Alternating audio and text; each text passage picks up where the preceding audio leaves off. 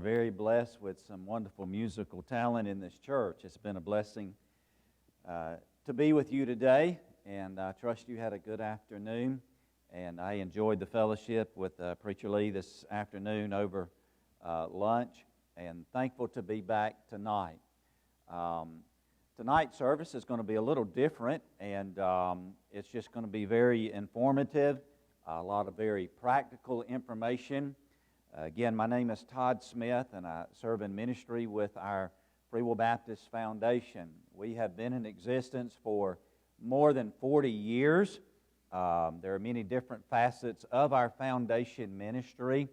As I said this morning, and I'll reiterate tonight, there are some companies out in the world that do some of the things that we do. And again, in sharing the difference, I'm not saying that they're bad and we're good.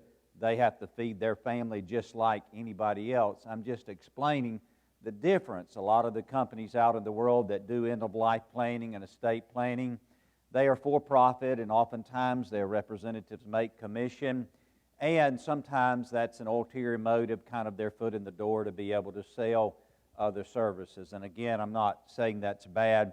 They have to feed their family as well. But we are the opposite of all of that. We are a nonprofit ministry. Representatives like myself, we are salaried like pastors.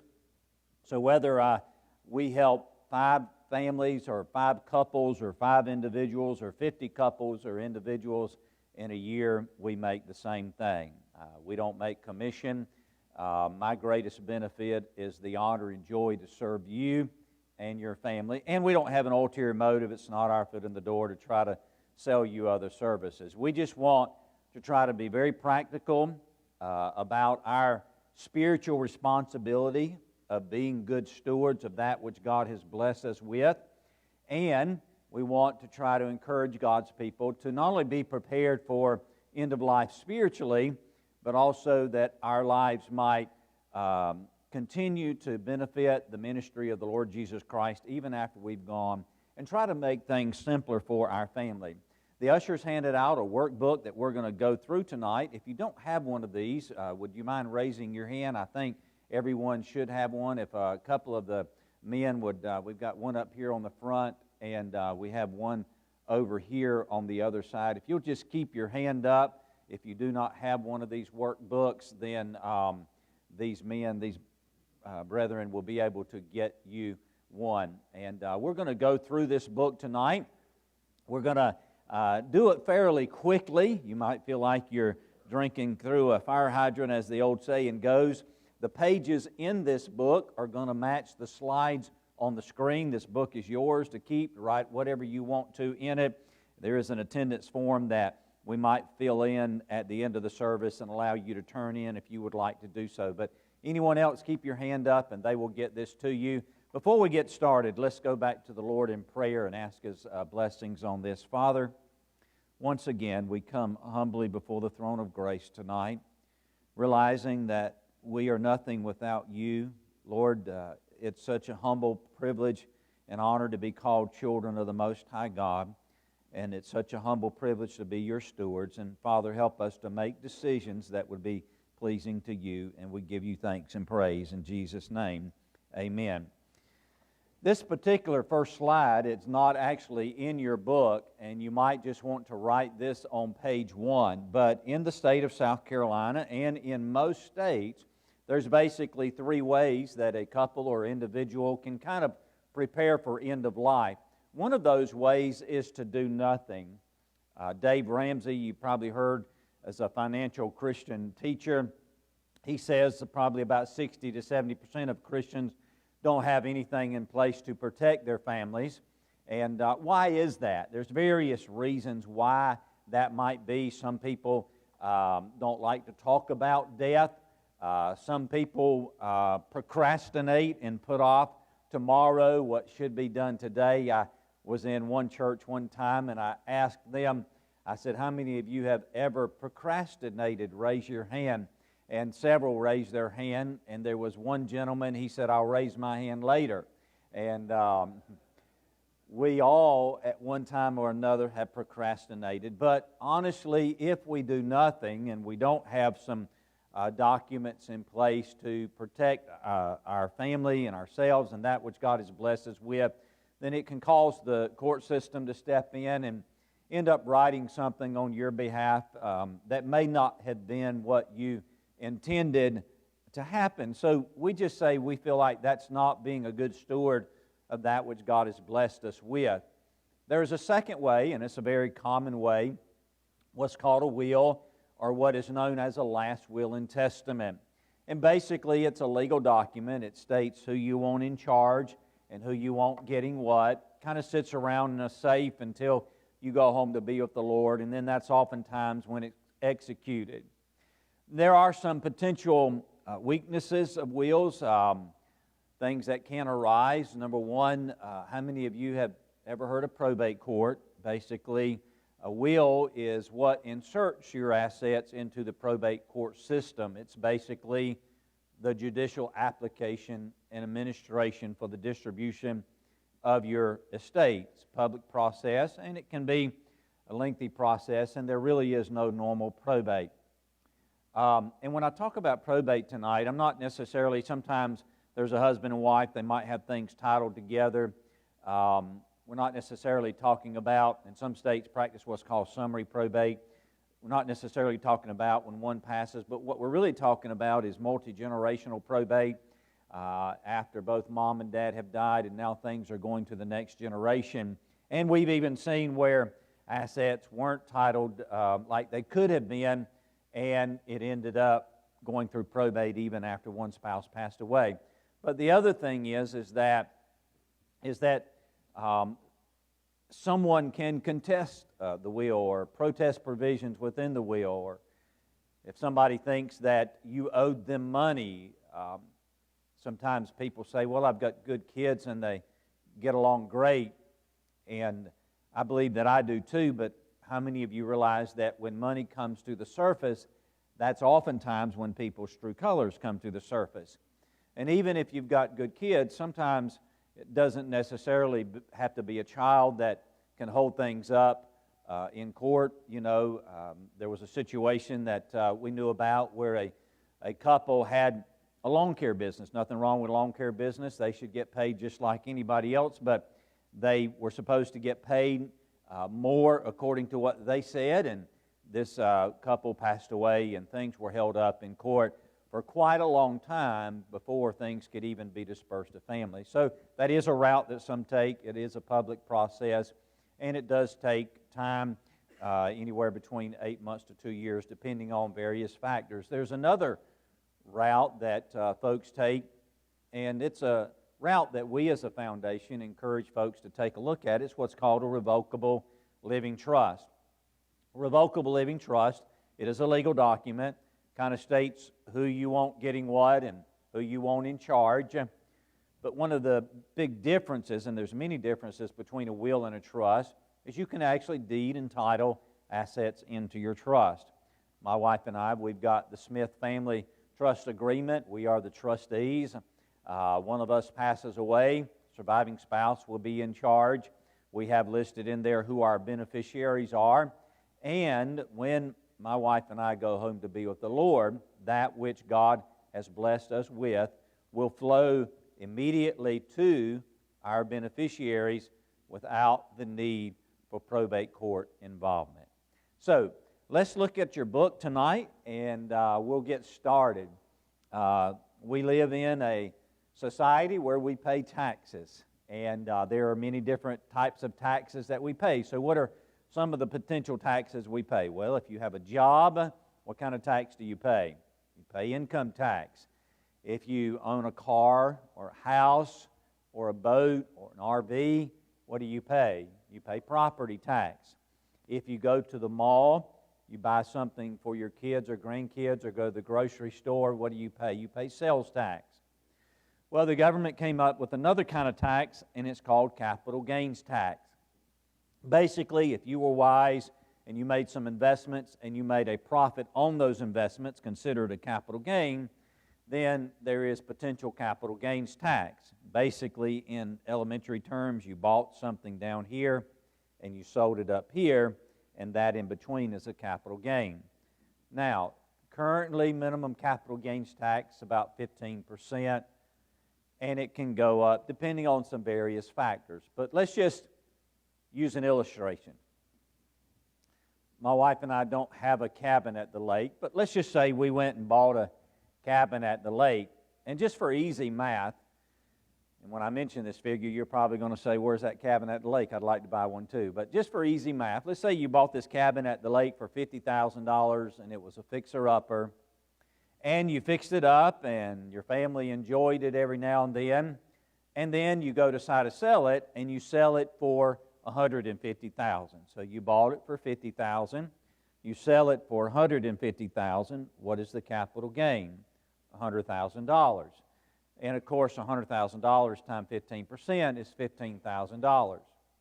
So sometimes what will happen is people will say, well, I just want my kids to get this asset after I die, and they will put their kid's name on the deed with them while they are alive. So let's go back to that illustration I was using. So my wife and I have got 3 children. They're grown and married now. So let's say we bought this cabin at the lake, and let's say we bought it for $50,000 and we put our kid's name on the deed with us. We just want them to get it after we die. And let's say we kept it for many years, and let's say 2024, Lord forbid, my wife and I die. Our kids go to sell that cabin, and kind of what happens is the government says, now wait a minute, you kids were on deed with mom and dad while you were alive, so we've got to revert back to when you were put on that deed to get the cost basis if you're going to sell it to calculate capital gains tax. So we put their name on the deed with us. We die, Lord forbid, 2024. Our kids go to sell it. They sell it for $150,000. Again, what's the capital gain? Bought it for $50,000. They're selling it for $150,000. Because we had their names on the deed with us, the government went back and used that as a cost basis. What did we pass along to them, even though we may not have intended to do so? Was 15% times $100,000, a $15,000 capital gain tax. Down at the bottom of that page, you'll notice the word stepped up cost basis, and I encourage you to circle those words. This concept alone, I believe, was worth you coming here to learn tonight. So basically, what the government says, if you will allow your heirs to inherit what you have, instead of putting their names on the asset with you while you're alive, you can step up the cost basis at death. Let me explain that. So let's go back to the cabin at the lake. Let's say you buy a cabin at the lake and you're not going to put your kids' names on it. You're going to let them inherit it. And of course, my wife and I, we have a trust, so our kids are going to inherit what we have through our trust, so we're going to put it in our trust name. Oh, we fix it up. We buy it for $50,000. We fix it up, and we use it as a family for many years, and then let's say, Lord forbid, this year, 2024, we pass away. The government says, hey, you kids weren't on deed while your mom and dad were alive. You inherited this after death. You can step up the cost basis after death. So it's valued, let's say, $150,000 after my wife and I die. Our kids go to sell it. They sell it for $150,000. Church, help me out here. What's $150,000 minus $150,000? And the answer is 0. And what is 0 times 15%? In that situation, would my kids have had to pay any capital gains tax? And the answer is no, and neither would yours. Now that is probably the number 2 reason why a lot of attorneys will ask you to consider whether or not you want to put your kids' names on your assets with you while you're alive, because they might be in a potential capital gain situation after death and may not get to use that stepped-up cost basis. Go to the next page. And this is probably the number 1 reason why most attorneys would say we should strongly consider and think about before we put other people's names or our kids' names on assets with us while we're alive. And that is because any time you add another person on an asset with you, your child or whoever, then there can be potential liabilities. We inherit any problems that may arise in their life. So, for example, if I put my son's name on my house, and Lord forbid, if my son were in a car wreck and he were driving, and if, Lord forbid, somebody died and he got sued, would my asset be at risk? And I know we have insurance, and insurance has limits. The simple fact is, if I have my son's name on my house and my son gets sued, is my house at risk? What about the IRS? Let's say I decide I'm going to put my daughter's name on my bank accounts, just as an illustration. I hope this would never happen, but let's say the IRS were to audit and maybe she accidentally messed up and owes the government more income tax than what she thought. And now she gets a letter saying she owes money to the IRS. A couple of years or so ago, I was not far from Asheville, North Carolina, in a church, and I was going out to help a couple get their estate plan in place, and the lady said to me, "Brother Todd, I knew exactly what you were talking about when you said putting your kids' names on your assets with you while you're alive. My mom put my brother's name on her bank account, and not long before she passed away, he got a letter from the IRS stating that he owed $8,000 in income tax. And guess whose account they took it out of? Mom's account that had the son's name on it. Of course, those are liability situations. And I know this last one in the box we don't like to talk about, but the reality is it's a fact in America, and it's even a fact in the church sometimes. And if I have a child and I've got their names on my assets with me, and Lord forbid if my child were to end up in a divorce, and then there is a dividing of assets, is that which I have now at risk? And so most attorneys would caution us about putting our kids' names or other people's names on our assets with us because we could be creating a potential liability situation. You still with me? Say on. Down at the bottom of the page, these are other methods that sometimes people use, and you can write out beside this if you want. POD means payable on death, and TOD means transfer on death. Payable on death and TOD means transfer on death.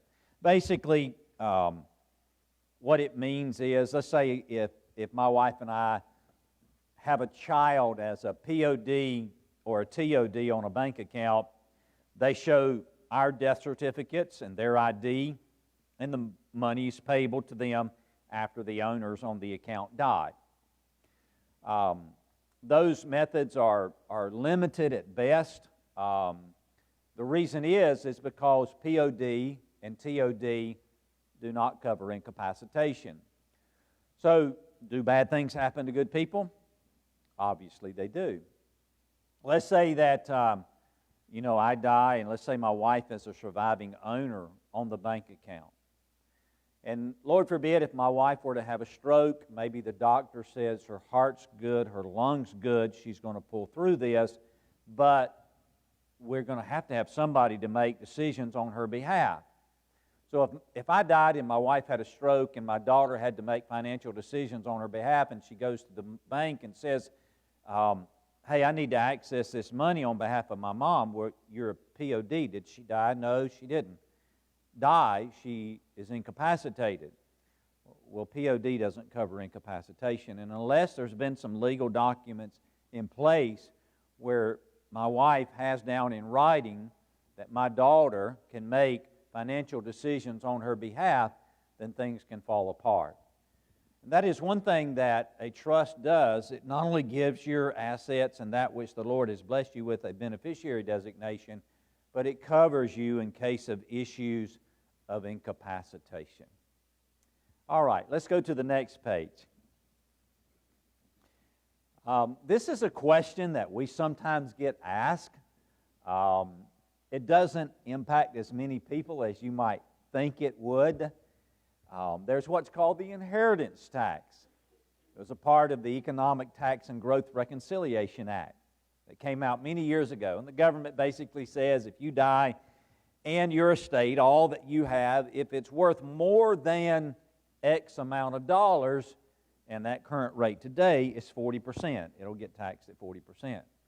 Some people call it the estate tax. Some people call it the death tax. But basically, after you die. Now, before you start getting concerned about that, I believe it was in 2017, it was about $5.45 million. A couple of years or so ago, a few years ago, it got changed to $11 million. There's a dual exemption for husband and wife, which means if you're married, it's $22 million. If you're a single person, widow or widower, it's $11 million. So the good news tonight is, unless your estate is worth more than $11 million, then you don't have to worry about the inheritance tax. Now, if you are here tonight and if your estate is worth more than $11 million, Pastor Lee would like to see you right after this is over, okay? But can the government lower that? Sure. Not long ago when it first came out, it's around $600,000. Our country's trillions and trillions of dollars in debt. Our government, Congress, senators, they can pass laws that can change this, that can lower it. Well, they might think this is one way that we can start paying off some of the debt in our country by lowering that threshold. Well, if the government did that and things started getting back to what they used to be, well, if it got back to $5.45 million, it probably still wouldn't impact a lot of people. What it started getting back to closer to what it was years ago, and people start thinking, well, I don't want to die and what I have get taxed at 40%. And so you can actually gift to your heirs or an individual up to $15,000 in a year's time, and it be considered a non-taxable event in their life. Now, if it's earned income, it's not non-taxable. If you pay somebody $15,000 a year to mow your grass, that's earned income. But you can gift up to $15,000, and it be a non-taxable event in their life. Now, let's say the government started lowering that threshold and you started thinking, well, I don't want what I have to get taxed at 40%, so I'll just start giving away some money to my kids to kind of lower it down and get me below that threshold. And then you ended up living longer than what you thought you were going to live. Somebody help me out here tonight. If you give away money to your children and you live longer than what you thought you were going to live, and you need some of that money back later, what are your chances of getting it back later? Probably zero. That's why we believe there's a better way to get assets to the next generation. And by the way, a living trust, revocable living trust, it is changeable. That's what revocable means. Our foundation does not tell you who to put in charge or who you leave what to. That's a prayerful decision between you and the Lord. We don't have any control over anything that you own. We just try to help you get things in place. But what does that mean? Well, it means if you want to change who's in charge, if you want to change who gets what, it's revocable, it's changeable, it's amendable. You can do that. And so attorneys tell us three things about a trust. It is simple, smart, and cost-effective. You say, what do you mean by that? Well, remember I told you before this started, there are companies out in the world that do what we do. So let's say you got a postcard in the mail or a call on your phone, and it might say, let's say it said, why don't you come to such and such hotel and we will tell you about estate planning. And we'll provide you a free meal. And there's companies out there that do that. And again, they have to feed their family like anybody else. But sometimes what can happen is if you go to something like that, oftentimes there will be representatives who will teach you about end-of-life planning, the do's and don'ts. And then they'll say, now we can help you for about $3,500 to $4,500, and it varies. I was in Garner, North Carolina a couple of years ago, and this elderly widow came up to me, and and she said, Brother Todd, she said, my husband just died recently, and she said, we didn't know the foundation did this. I wish we'd have known and waited. She said, my husband and I went out to one of the companies in the world that did this, and we paid $4,200 to have a comprehensive estate plan put together. But that's what the companies in the world charge, and the attorneys that we work with give us a discount, and we're able to pass that discount along to the people that we help. But when my wife and I went to Columbia and we talked with our attorney, we want to get things together in life, and he said, well, we can do a will, and of course, after you pass away, things get probated. Well, how long does probate take? Well, South Carolina, minimum 8 months. Sometimes announcements are put in the newspaper. Creditors and lien holders have the opportunity to get their hand in the pot, and sometimes people say, well, I don't have creditors and lien holders, and I say that it doesn't matter whether you have them or not. There's still that window of time that the state gives for creditors and lien holders and whoever else to get their hand in the pot. And well, it can take anywhere between 30 to 40 hours, he said. And of course, attorneys can do billable hours. My daughter, after she graduated from Bob Jones University, she went up and worked at the Kenham Ministries, the Ark Encounter. And before COVID came down, she ended up coming back down. She works with TSA with Homeland Security at the Greenville-Spartanburg Airport. And but during that transition time, she worked with an estate planning attorney in our area. Help me out here, and I'll get your input here. How much do you think attorneys make per hour? And again, this is an average, so to speak. It's not set in stone. It does vary, but anybody want to guess how much attorneys make per hour? 400, 300, 500? I feel like I'm on The Price is Right. Do I have 600? Average in America is about $3.25 an hour. And it can be more. I was in a church one time, and this lady said $1,000. I said, that's a New York attorney. It can be more. It can be less. But just for easy math, let's take the 25 off.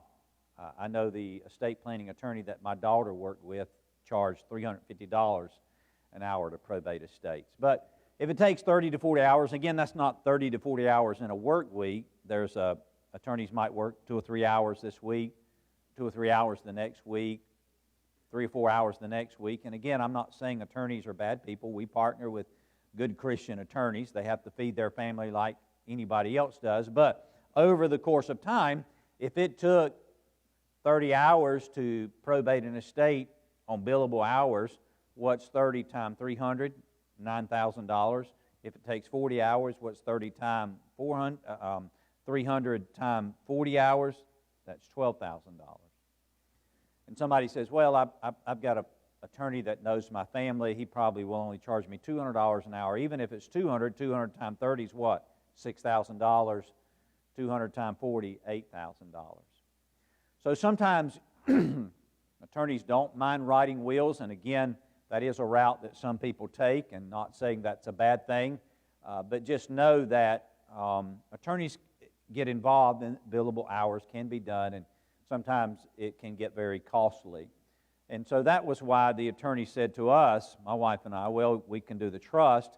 You can deed and title assets into the trust, and then when you pass away, that which the Lord has blessed you with, that which has been funded or deeded into the trust can flow to your beneficiaries without the need for probate.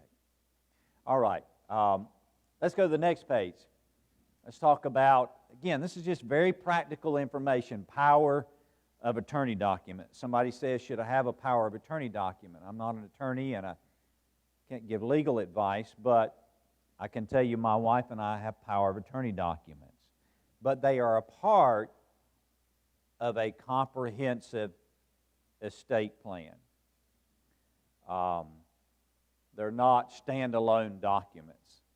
They are for in life somebody needed a durable power of attorney to make financial decisions on behalf of a spouse, or children needed that on behalf of parents, or a health care power of attorney to make health care decisions. Well, on the durable power of attorney, we see that the limitations are, number one, the power ceases at death.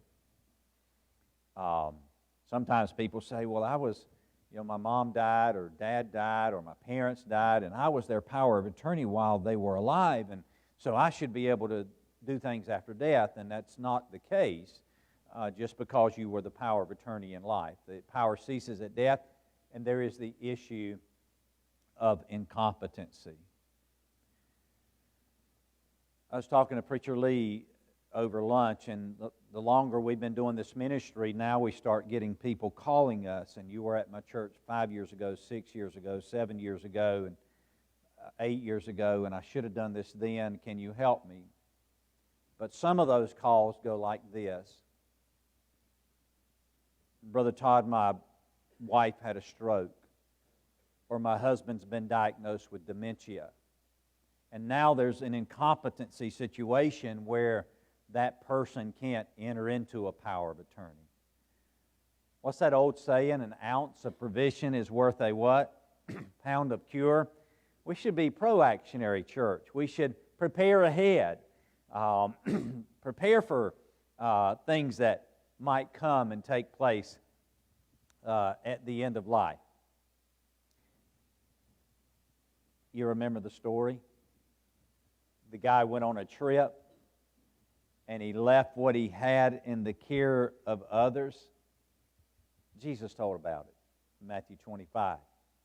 To one he gave 1 talent, to another he gave 2, to another he gave 5. He came back, he had an audit, and what did Jesus say? The one that had 5 produced 5, the one that had 2 produced 2, the one that had 1 did what with it? Buried it. Did the master say to the one that had 2, you really should have been like the one that had 5? No. Well done, thou good and faithful servant. You took what I allowed you to have, and you were faithful over it. The one that had 5, well done, thou good and faithful servant. The one that had 1 that buried it, took it from him and gave it to another. So we want to prepare for things that might happen. We hope we don't ever need it. I think you have in your books the names Bob and Sally. That is an illustration that we have used at times. I want to tell you a story about a couple in South Carolina that we knew very dearly, Charles and Carolyn. You'll see their names on the screen. Charles worked with the county. He was a tax collector. Years ago when I was in the pastorate, they were in our church down in Aiken, and he worked with the county, and we had an ice storm that came through South Carolina, and Charles was in his house, and he went to the kitchen, he got a cup of coffee, and they had a dog, and their trees in their yard were weighted down with ice, and Charles raised the garage door, and the dog is walking around the yard. And Charles heard a loud crack, and what he did not know was there was a pine limb right above the garage door that had got weighted down with ice and had broke off the tree. And Charles did something that changed his life for the rest of his life. He took 1 step out from under the garage door, and he looked up, and that limb hit him right in the head. Immediately incapacitated, rushed to MUSC in Augusta, special trauma unit there. Our church reached out to them, provided meals for them, ministered to them as you would do. And now Carolyn realizes he's going to be at this 24-hour care facility for a long time, and it soon becomes realized he'll be there most likely the rest of his life at some type of facility. Driving back and forth many miles, round trip, wear and tear on the vehicle. So in that situation, if Carolyn wants to sell the house, if she were to talk to a real estate agent or to a closing attorney, what would they say? Carolyn, where's Charles? Why? Why does it matter where Charles is at? Carolyn wants to sell the house so that she can get closer to the 24-hour care facility where Charles is at. Well, the reason it matters is because Charles's name is on the deed. Well, I've got a 2-page power of attorney document from the state of Georgia when we lived down there. The attorney says, I'm sorry, Carolyn, we can't use this 2-page power of attorney document from another state. Do you have anything in this state where you've been appointed as his guardian? And things fall apart. You see, we're not allowed to make legal and financial decisions on behalf of another legal adult, not even our spouse, unless we put things down in writing. And so, in that situation, Carolyn's trying to sell the house, and she goes to court, and she has to get appointed as a guardian on behalf of Charles. And of course, in situations like that, the court can say, well, this is what you own, and half of that belongs to him, and now things get divided down the middle, and even the court can say you can't spend more than X amount of dollars on Charles' part without court approval. And I would encourage you somewhere on that page to write avoidable.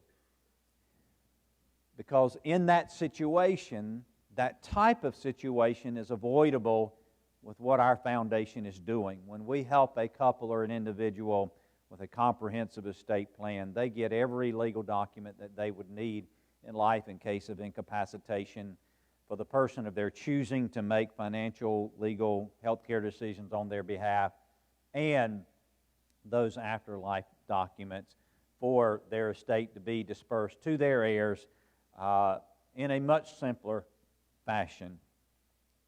All right, and I'm not going to linger here. I'll let you fill in the blanks because I want to hurry up and get down to the end of this. Again, who benefits? We in America spend millions and millions and millions of dollars allowing the court system and attorneys to probate that which God has blessed us with, to pass it to the next generation. And again, we're not saying attorneys are bad. There are some wonderful attorneys out there, and I believe the ones that our foundation partners with are some really, really great attorneys that God has blessed us with.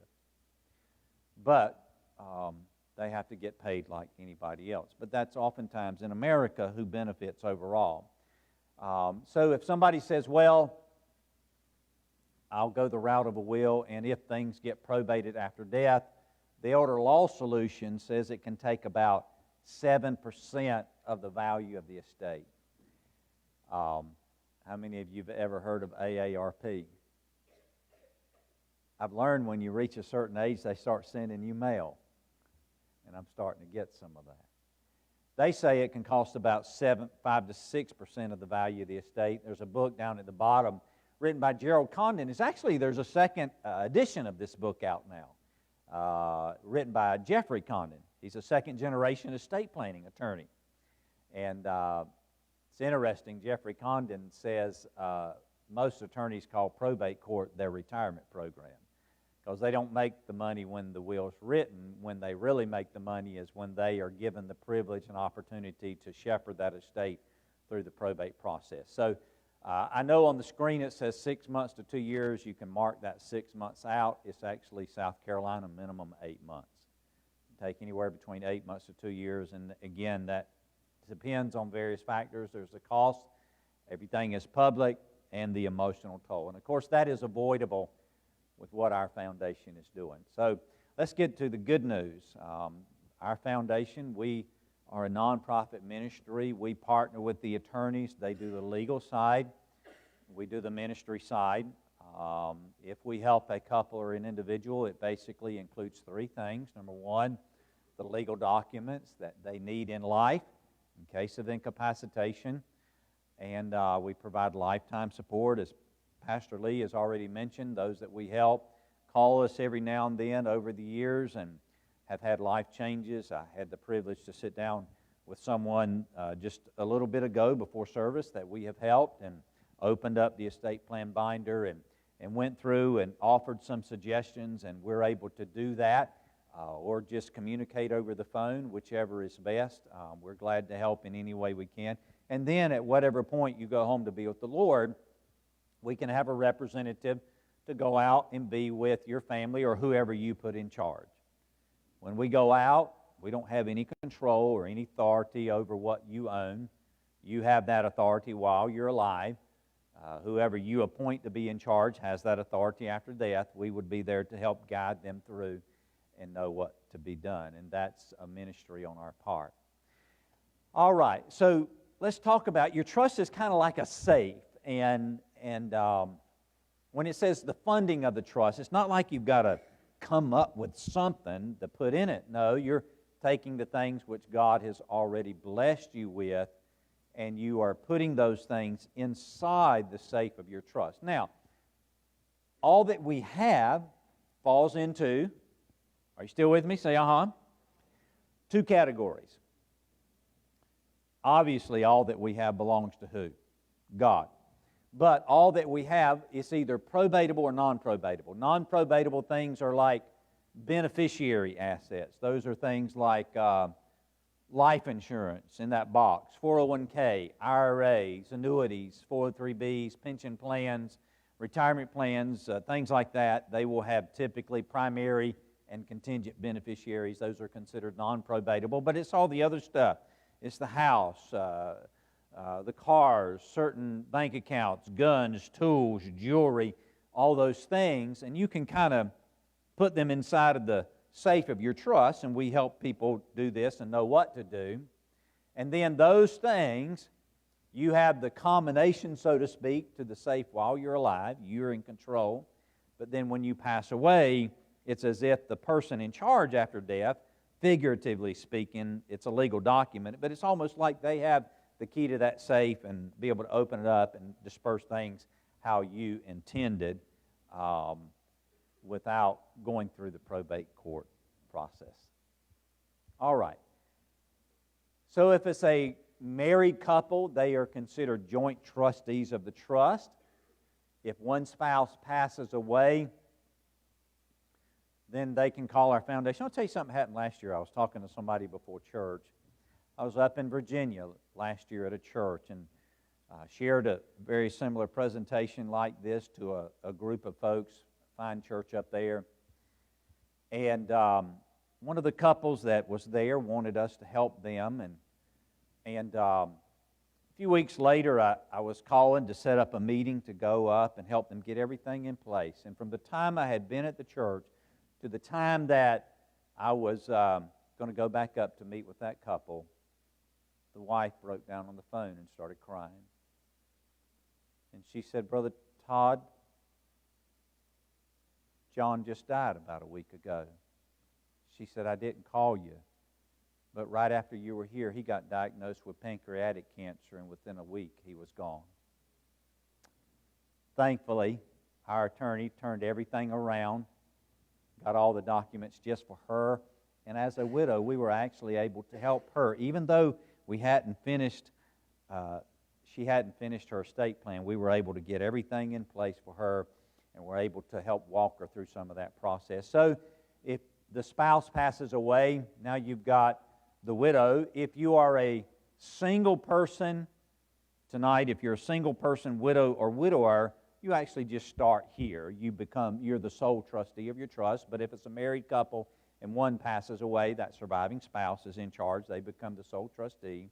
And then after that single person, widower passes away, then their family can call our foundation, and we can have a representative to go out and meet with them. Again, we don't have any authority. We can be there with whoever's in charge, and then things are dispersed to, those assets are dispersed to the next generation.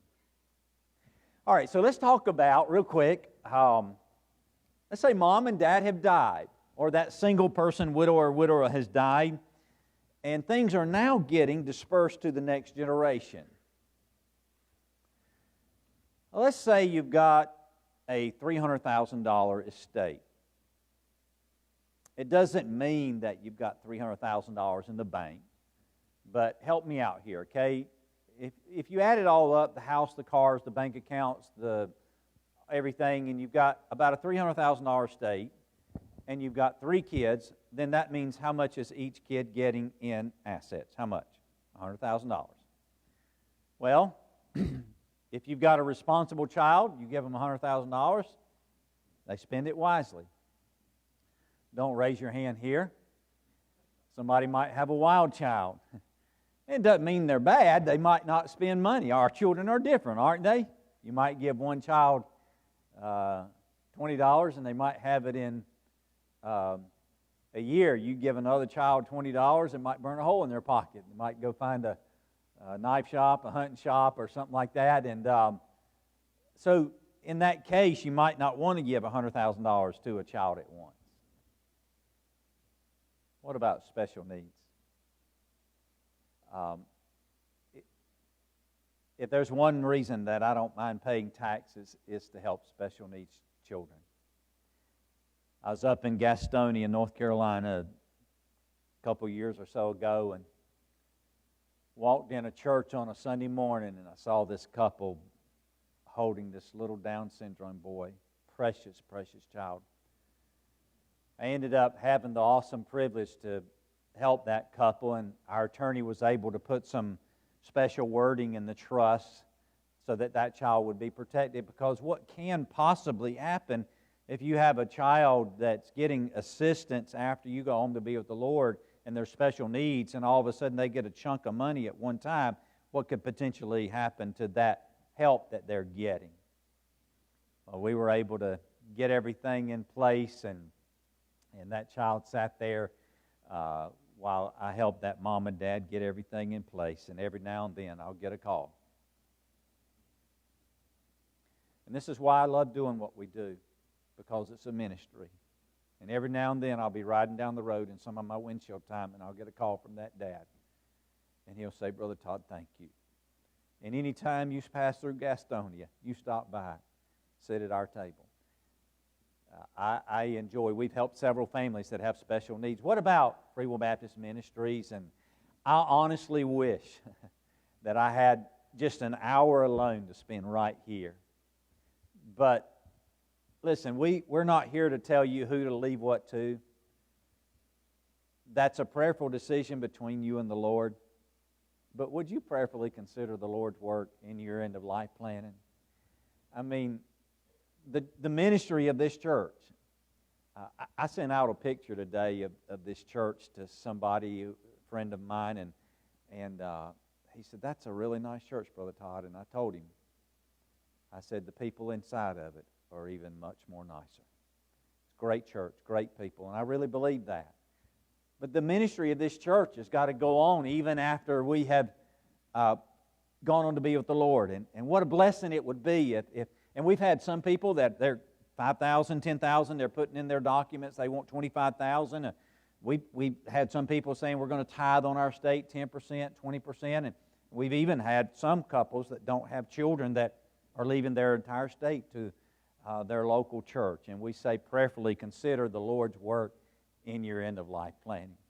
I believe that would be a tremendous blessing. I believe it's being a good steward.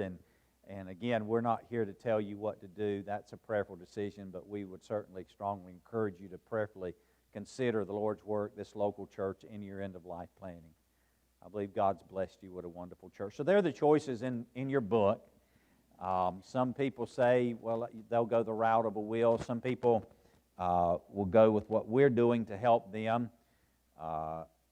What if somebody says, have you ever heard this? I have in the past 10 years. Well, I'm just not going to choose. Or you might hear this statement, well, I'm going to let them fight it out after I die. If somebody says, I'm not going to choose, guess what they just did? They chose. Because if you say, I'm not going to do anything, and I'm just going to let them fight it out after I die, and you do nothing, then that's when the court system has to step in, and things might not end up the way you wanted them to go. So that's what we're doing as a foundation. We partner with the attorneys. There's three facets of what we do. You're not just getting legal documents. You're getting more than that. You're getting the lifetime support, the settlement at death. There to be there with you to help walk you through and guide you through every step of the way. And of course, on the back of the book, and we're coming down to a close here, we believe that everybody Everybody should be a good steward of that which God has blessed us with. You have an attendance form in your book. If you haven't filled that out, fill out the top part of that, and we're going to do a little review at the bottom, in the middle, excuse me. If you own real estate, you can check that line. Doesn't mean you have your house paid off. My wife and I, we're buying a house, but we own real estate. We're not renting. If you have health concerns, you can check that line. Family concerns, maybe you just don't want things going through the court system. Maybe you want to avoid that situation we talked about with Charles and Carolyn. You can check that line, or maybe you just simply want to keep the courts out of your family business. If you do want us to help you, let me explain the process, and there would be a code that you would put on your form. If we've already helped you, you don't have to turn in your form. Maybe tonight was a refresher for you. But what we do is we do some basic information, and we get a $300 deposit up front. We have to get a retainer up front to get the attorneys involved.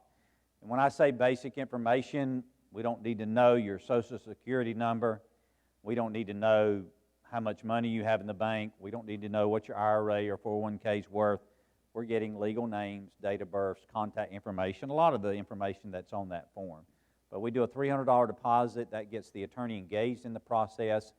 And then you get an invoice for the remaining balance when we sit down to meet with you, and you can do $100 a month for 24 months or $200 a month for a year. What we do is we prepay the attorney, and then we let you kind of reimburse us interest-free. And that's what we do.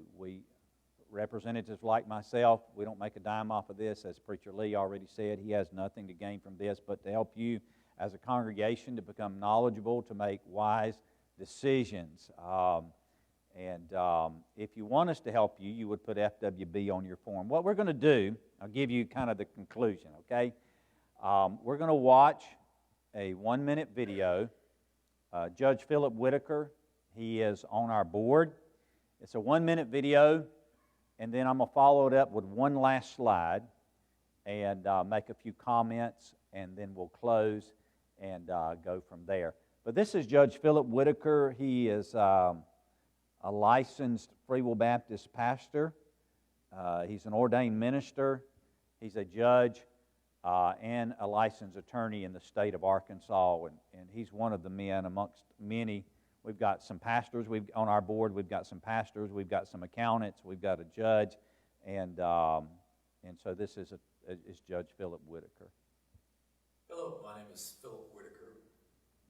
Please allow me to introduce myself. I am a lifelong Free Will Baptist. I am an ordained minister within the denomination. I also have been blessed by God. I am a lawyer, and I've had the privilege of serving 19 years as a judicial officer in the state of Arkansas. I know that you've seen a presentation concerning the necessity and the urgency of some estate planning options. I would just like to address with you briefly my thoughts on this particular topic. First of all, let me tell you that in my experience as a judicial officer, I think it is essential that each home consider some estate planning. I know that you've heard some information about some trusts and how that can fit into your estate planning. As a judicial officer, I would strongly encourage you to give some consideration to the formation of a trust if it meets your particular needs. From personal experience, I can tell you that within my own family, my wife and I have developed trusts as an estate planning option for meeting not only the needs of the distribution of any assets that we might have to our children and our intended beneficiaries, but also to help extend the kingdom of God. So give some strong consideration to the trust as an option that might meet your needs and what you intend to do, not only for your children, your family, and your beneficiaries, but how you can also distribute some of your assets of your estate to continue the ministry of Jesus Christ even after you've left. Judge Whitaker is a wonderful blessing, and we are thankful to have him on our board. This particular slide is not in your book, and I'm going to leave it up there, so if you want to take a picture of this. But I want to call your attention to the column on the far left of the screen. If you own a home in America, what do you pay? Most likely, you pay homeowners insurance. If you own a home, the average homeowners insurance, again, it can be more or less depending on where the home is located and what size it is. But on average, we pay about $1,000 a year in homeowners insurance. It might be $800, it might be $1,200, it might be more if it's a larger home, depending on the location. But on average, around $1,000. If you own a home for 5 years, now again, it doesn't have to be the same house. You might have bought a house, sold a house. But over the years, if you've owned a home of some kind or more than one home, and you owned a home and you did that for more than 5 years, how much did you pay in homeowners insurance? You paid about $5,000. If you own a home for 10 years, how much did you pay about in homeowners insurance? You paid, and I paid, about $10,000 on homeowners insurance, etc. Here's my point. We as Christians, we as people in America, over a course of time, we'll spend thousands of dollars protecting one asset that God blessed us with. And you say, Brother Todd, well, should I do that? And the answer is obviously yes. I mean, my wife and I have got homeowners insurance on our house in case something tragic happens. We want our home to be protected. So we say if we spend thousands of dollars on one asset, protecting one asset God's blessed us with, why don't we consider making an investment into protecting everything that God has blessed us with? So you see the center column, the estate planning companies out in the world. I have $3,500 there, but it can go upwards $4,500 or more. If somebody says, well, we'll just go the route of wills, those are the potential costs. Things go through probate. Again, that says 6 months. South Carolina's minimum 8 months, 8 months to 2 years. And that's not set in stone. There really is no normal probate. It does depend on various family. This is just an illustration, 30 to 40 hours, anywhere between $4,000 to $12,000, and it can cost more. I was at a church in North Carolina a few years back, and a guy came up to me afterwards, and he said, Brother Todd, you didn't tell it exactly right. And at first it caught me off guard, and I said, what do you mean? He said, no, it can be what you said, and it can be worse. He said, my mom and dad died, and this one didn't like that, and that one didn't like that. Before it's said and done, $25,000, and it still hasn't been settled. So the longer we do this, the more stories we hear. That last column, that is what we as a foundation do. We're a nonprofit, we're a ministry. Representatives like myself, we're salaried just like pastors. We provide lifetime support, and we do a $300 deposit, and then once you are sitting down face-to-face with us to help get everything in place, that's when you get an invoice. And you can do $100 a month interest-free to make it affordable. If you want us to help you, I'm going to give you 3 steps, and then we're going to close. I'll turn it over to Pastor Lee. I want you to write these 3 steps down. Don't write it on your attendance form because you might turn that in. But if you want us to help you, you put FWB on the code on your attendance form and you turn it in. If you turn in your form and it has FWB on it, I'll give you a starter kit.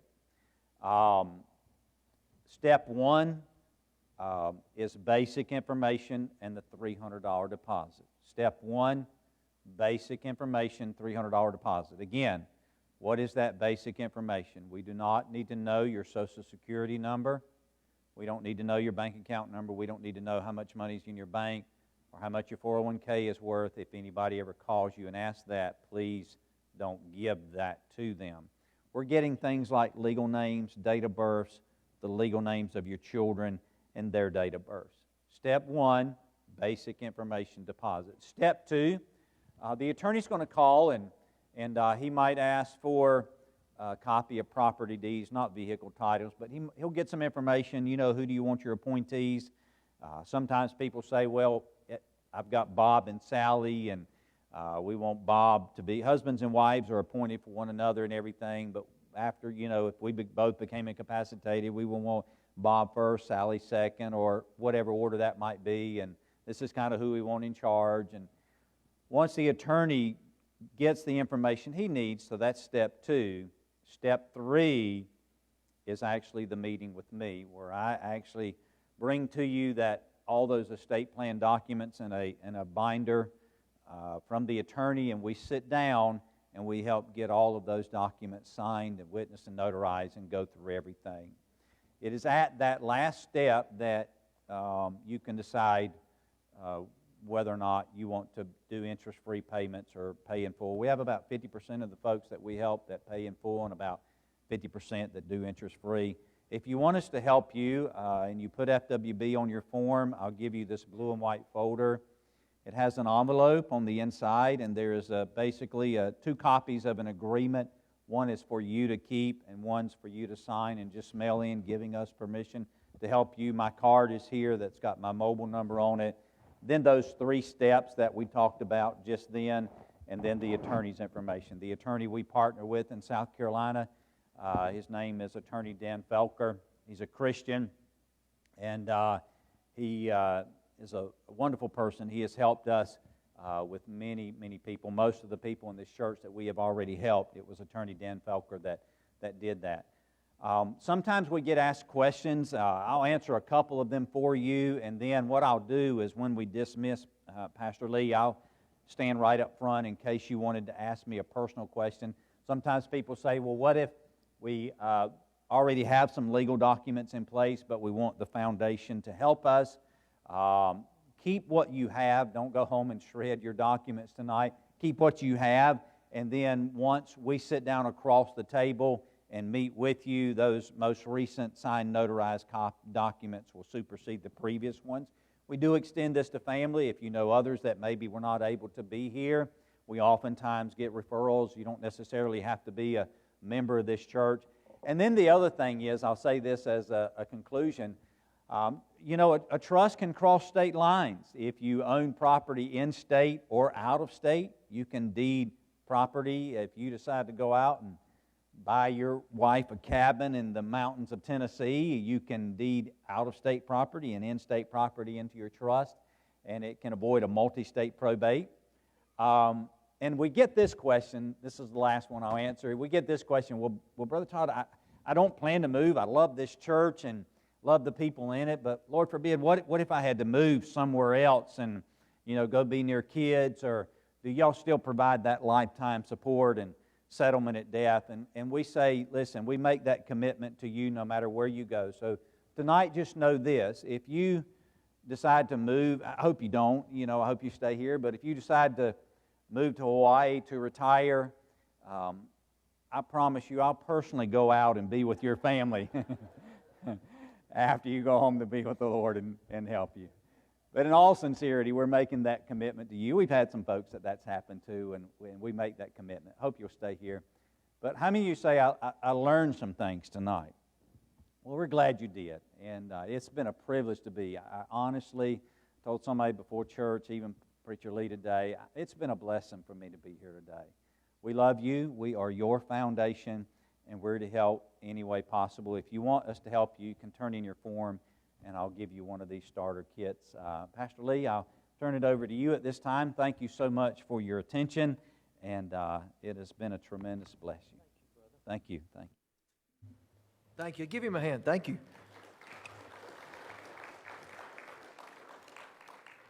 Let me say, we're about to close, but both, unbeknown, Julie and I didn't know all this was happening, but